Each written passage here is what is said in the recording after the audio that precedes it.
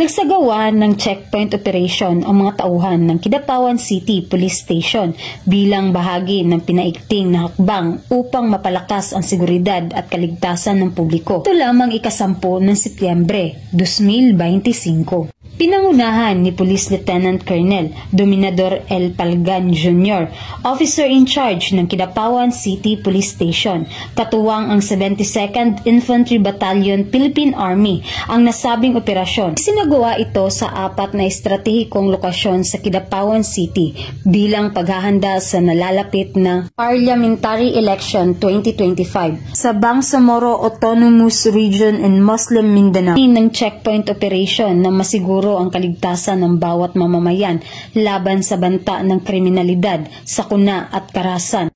Bukod dito, nagsisilbi rin itong paalala sa publiko hinggil sa mahigpit na pagpapatupad ng batas at pagpapanatili ng kapayapaan sa komunidad. Mula dito sa General Santos City, ako po ang inyong PNN Correspondent, Patrolwoman Brilin Jean Cabunilas, alagad ng batas, taga-taguyod ng Balitang Pulis.